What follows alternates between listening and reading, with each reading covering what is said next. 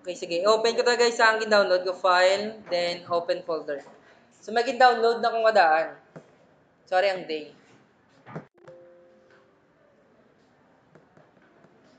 So, download ko na yung template. So, later on, makita nyo, last time to pares to sa portfolio. Di ba download nyo man? Sige, pangakson ko na yun. Ang pattern. Para makita nyo karon kung di ko naging kuha. Ang checkbox. Pwede man makatabang. Sige, open ko na din. localhost/date. So, this is the name of the folder na download ko. Okay.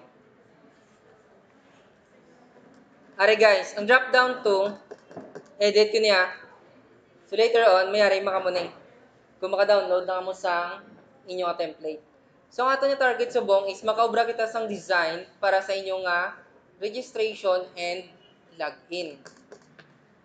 So gamiton ta ni sa ang drop down because you have different types of accounts. Pero kung duwa man lang, pwede nyo di ma-state sa babaw. Sige.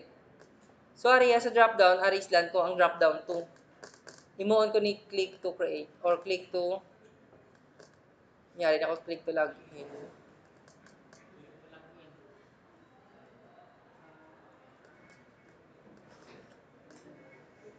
Drop-down to. Sige.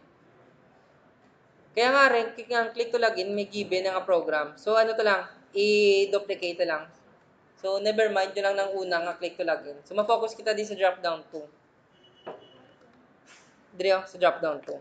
So, pangitaon ko na karon kung diin ang drop-down to. Diri sa ako niya, index. So, I have this index HTML.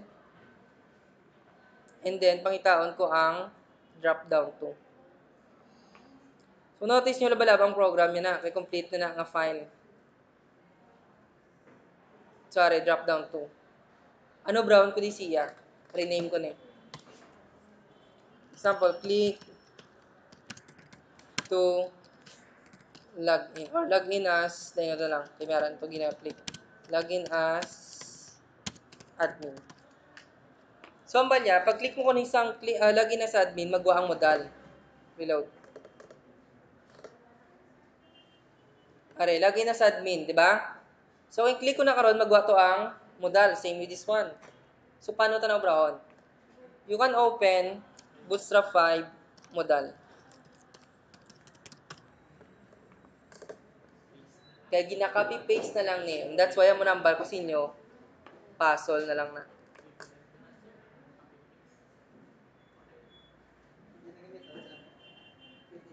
Yes, pretty good.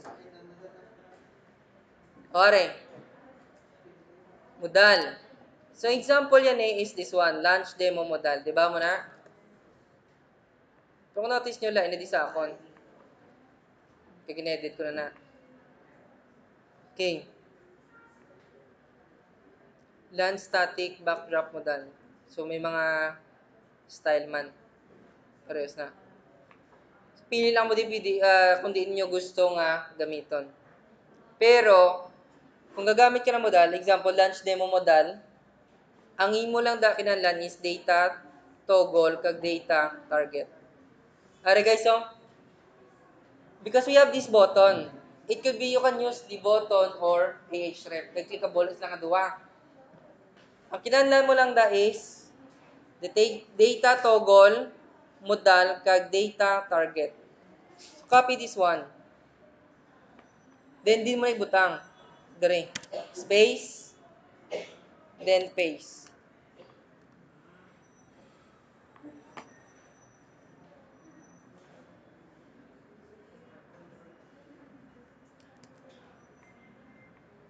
Okay lang.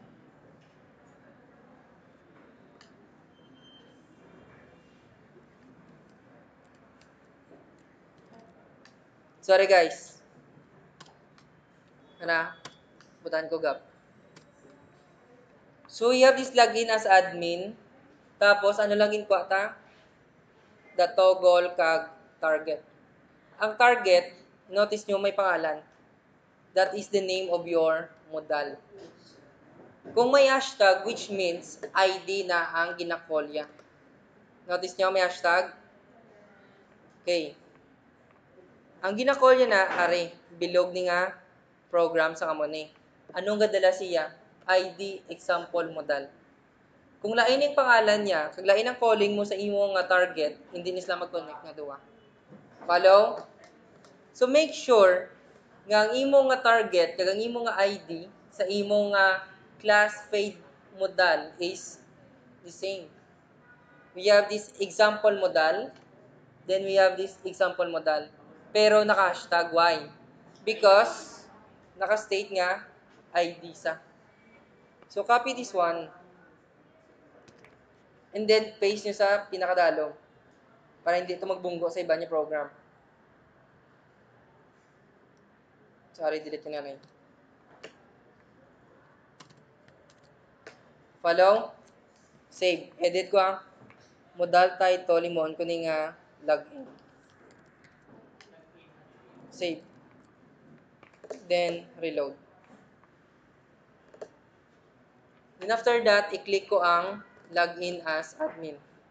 Login as admin. Login. Sige, login as admin. Para makita lang. Save. So, muna yaton modal. Diba? Example modal. Ang iyang target is hashtag example modal. Save. Then, reload. Hindi man sa dugay pa.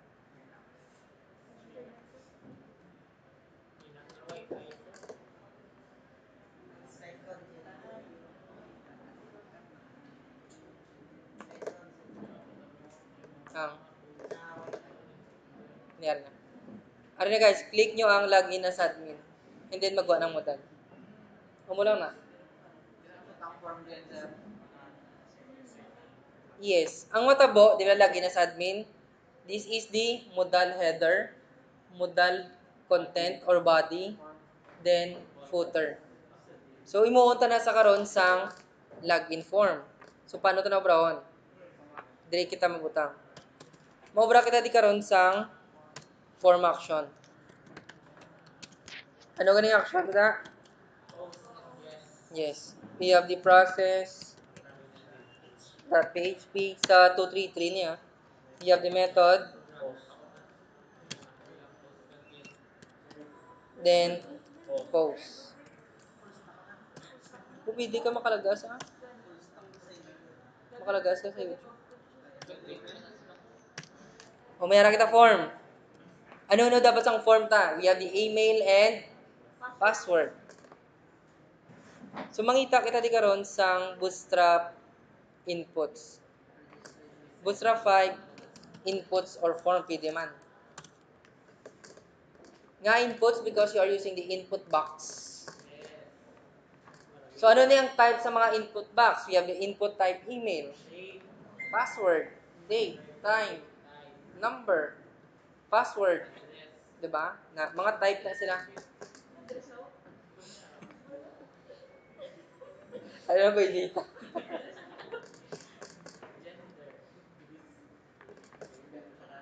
Struggle ka kita din siya. Sige, makapi-base ko anay.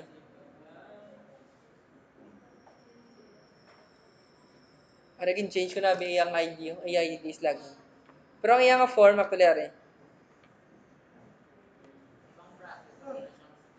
wala, hindi ako makita nyo tani ang inputs. Are. So, Bootstrap 5 inputs, guys, guys, oh. Notice nyo, may design na sa. May icon din sa kilid. Then, ang iyang pangalan. So, ang inyo lang kinalan is try to explore this one. Diba? Sige. Are, kinalan ko ni. Kay, imuon ko ni sa as email. Imuon ko sa as password. So, ano code yan kami? Kopyahan ko lang ni. Copy. Then, tingko tibutang. Sa my form, di ba? Form. Paste this one. Ayos. Ari na sa. Save. Then reload. Click as admin. So do you have two forms or two text box? Ano lang bro tayo? Edit. Ang iyang checkbox, delete ko na eh. Kay mo ko na sa icon. Ay, sorry. Delete ko na yung butang karon no. So, paano kita magko-icon gani? We have this link. Ara ang link sa icons sa may Google Classroom. Kita nyo to sa activity ta last time. Ari lang. Ang ginakuha, tapos ang BI nga icons. So, i-search ko di karon is email. O, reknan lang ko na eh. So, copy paste. Copy. Then, paste dire.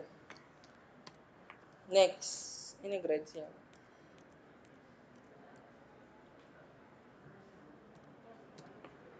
Okay. Kopyahan ta ang icon niya email. Then, paste dire. Next, ang icon for password. Kung i-search mo ang password, wala may gagawa. Isli nyo lang key. Key. Repeat din. Copy. Then, paste. Save this one. So, nag-add kita sa icons. Areo, amo ni sa guys, oh. Gindilit ang iya nga radio box, kag check box. Ginis na to sang icons. The power of next. Para ma-edit ta nga do similar gid sa 233. We have this text box, di ba? Input type email.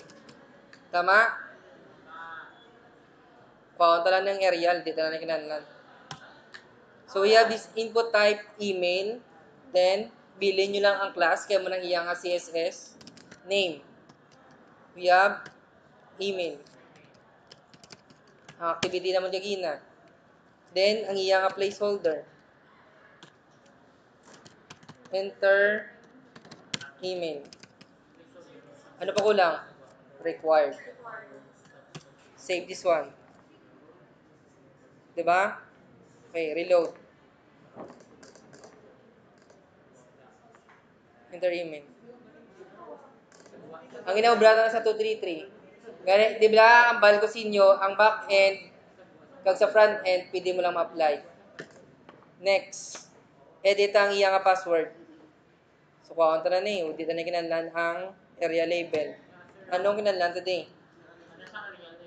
Sa iyang lang nga design. Pero ang ganda sa iyang design is ang form control. Sa password, we have type password. Tama? Ano yan name? Pass. Required?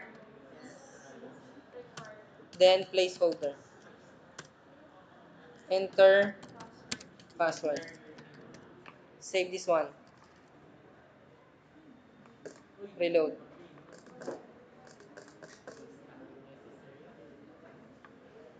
Follow? Matamat lang. Next, ano ba kulang? Button. Wala kita button? Actually, may ari. Ari sila. Gamiton tani ang close kag save changes. Pero, ang technique para magamit na sila, ang close form. I-cut. I-transfer dire. Kaya isulod mo ang imo nga button sa form. Tama? Yes. Pero hindi kita magamit sang button. We will use input. Input type reset. Ano ning reset? Subong nyo lang ni mabalaan. Sir nga, input type, sir, how? Input type, we have text box gan eh. So, email. Pero input type submit, which means may muna sa button. Are ang reset. Mabalaan nyo na ito guys. Kuhaan ko lang yung data dismiss mo dahil wala na eh. So, change ko input type reset. Amo na yung iyang CSS to make it a button design. Then, ma-add ko sa value. This is clear. Save this one. Save, then reload. Ma-type ko, click clear. Yes. Clear gani. Reset, pali reset. Ginadula ito tunan nga unod sang imong nga text box. That is reset. Pero sa 233 wala ko nang i-discuss, di ba? Kaya gusto ko diri sa design. I-design sa mo. Next. Hindi na mag-run kaya hindi, may difference ang button, may difference ang submit. Kaya connected ang imong form sa submit.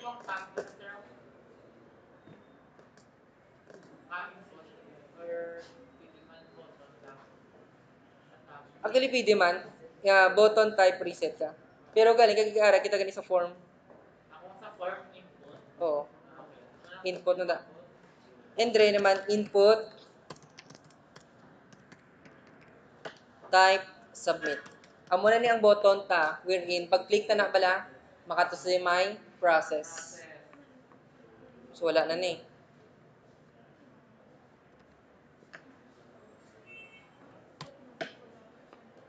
Okay, ano yung bulos sa day? We have the input type submit. We have the name. What's the name of the button? Login. Ay no, brother, login na. Then, we have the value. Yes, kung sa form input ka na. Depende man sa gamit. Save this one. Then, reload.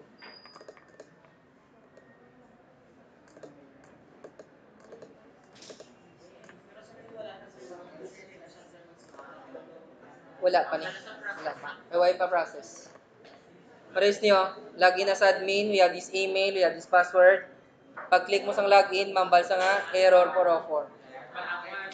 Kay not found. Wala pa kabras ang process na page.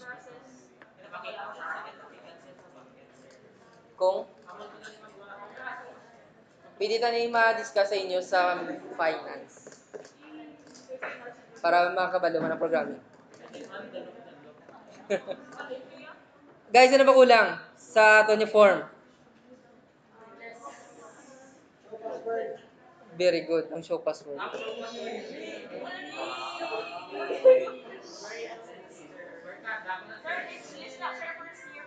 Yes, congrats. Pare guys, sa password. Hari ha? Input type password. Okay. Paano magpa-show password? JavaScript. Show password. Search nyo lang. JavaScript show password. Kaya nung inubratan niya yung puzzle, gani.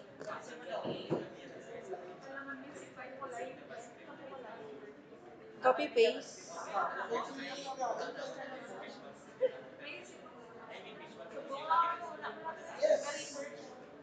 Actually, yung ninobra ko, di ba? Kinanlan ko sa show password. Paano ko nabrahon? JavaScript, show password. Ano kinanlan? Aray, di ba? Password, input type password. Inobra to na. Ano na lang kulang? Ang ID. Hindi tama ni kinanlan ng value. Ang kinanlan ta is the ID. Copy the ID. O, takot to din. Ang ID sa aton nga password is my input. Actually, pwede mo na ma-edit. My password pwede man. Pero for now, ara, my input. Next. Hinanata sang text box or check box. Copy paste. Butang talan di ba? Ayos. Save. Then reload.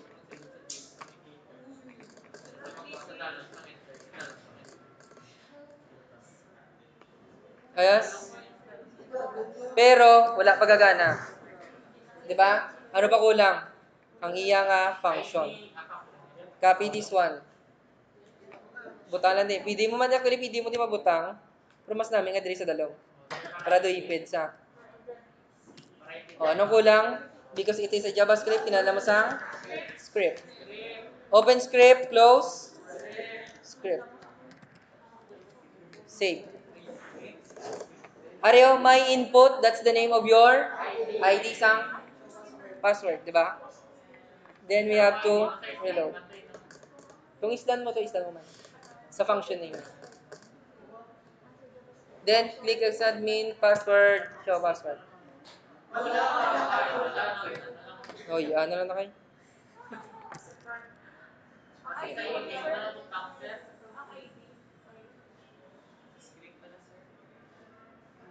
Kaya lang. Kaya ba nag-conflict bala sa babaw mo? Nagduwa na ka lang. Kaya may ari mo ko di show password. Delete ko ni sana yun. Kaya minubran ako dan last time. Sa isa pa lang. Kasi nagbunggo lang. Then script. Close script. Yun. So check ka my input. The name of your ID is input type, password, class, name, required placeholder, ID, input. Save. Then reload.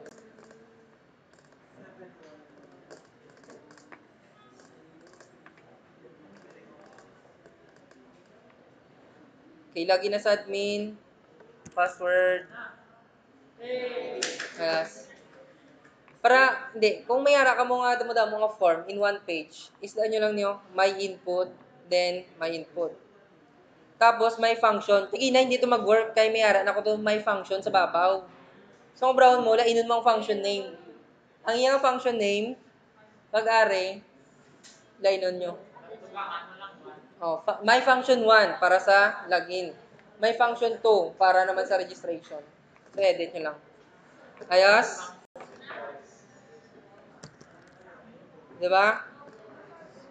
Last one na lang. Ano na lang kulang? Ang pattern.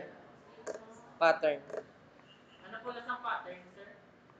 Kita mo nang mag-register ka mo lang nga mambal sa nga weak password. Okay. Tapos mambal na sa nga your password must contain at least 6 to 8 characters. Tapos ang mga... Okay. Paano na broon? Ari lang, simple lang na. JavaScript, copy paste ka ni JavaScript pattern. Ay, hindi. JavaScript validation. Password validation. Yun. Password validation.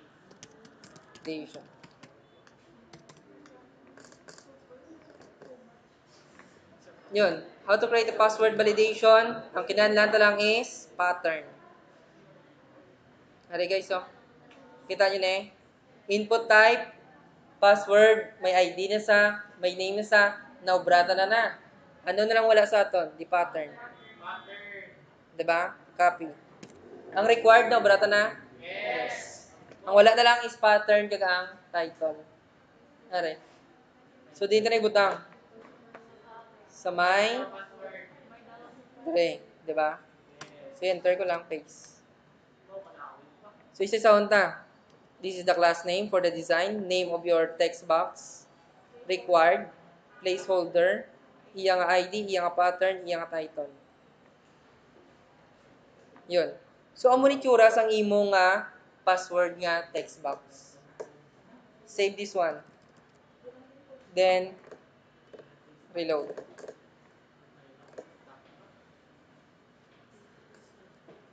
Okay, login na sa admin.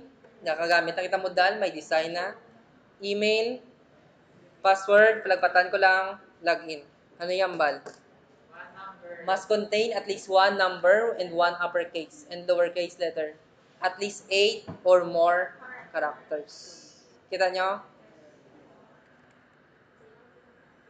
Ara. Kaya naka-type email kita, but siningon, kinalan niya isang at. Hindi po patunon kung wala at. Sa password, ano mo to? Required. Nga, maya mo na. Para hindi ka mo ma-inject. Actually, kung gagamit ka PHP, you can use this one for your security reason. Nga hindi ka mo ma-injectan sa MySQLi or MySQL injection. Follow? Pero may technique pagid para hindi ka pagid ma-inject sa MySQL or SQL injection. Magamit ka mo da escape string. Amo naging gamit naman sa CLMS. Para hindi ma-inject. Follow? Are, isa na ni. Isa na ni nga secured. Kung mag-register ka bala. Guys, magamit yun sa registration ha. Mag-create account bala.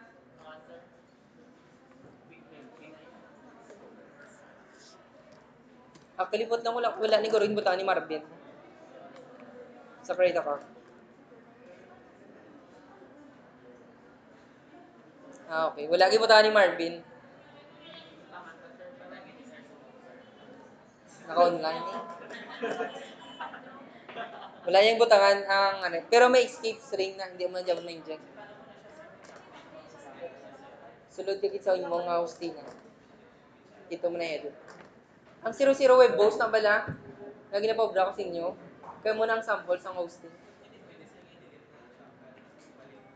Pwede man. Pwede man. Galing kay maguba tong imong database. Hindi maguba na eh. Ang problem kanina mo, naka-live na kami. Kasi karon may gina-update kami. So gina-discartehan na namon paano mag-correct ang dito sa may table. Sa mo yung database pala. Kaya may mga nag-add kami columns mo. Kasi karon ang columns to, sa iba niya mga row, empty. Gina-discartehan namon paano namon masupplyan ang isang data. Sama na. So guys, okay kita? Ari naman niya. Sige, later on na lang. But for now, focus lang anay sa may dire. So ano yung braon? Maubra ka mo sang registration using the modal nga form. Kag maubra ka mo sang login using the modal nga form. Apply nyo ang show password kag pattern. Sa registration ha,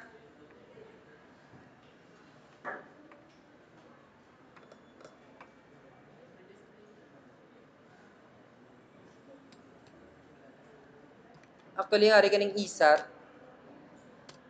Yan kay isat inobra ko subong. Na, dibla registration create account. Pwede nyo din mabutang ang password. Create password, pero naka-pattern. Follow, kag may show password. Amo na inyo activity later. Ayos? Ano braon? Ma-download template, i-edit, butangan sang modal. Follow? Karon eh.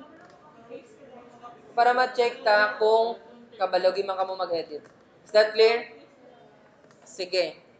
For now, save your energy, then see you later at 6 p.m. Ayos?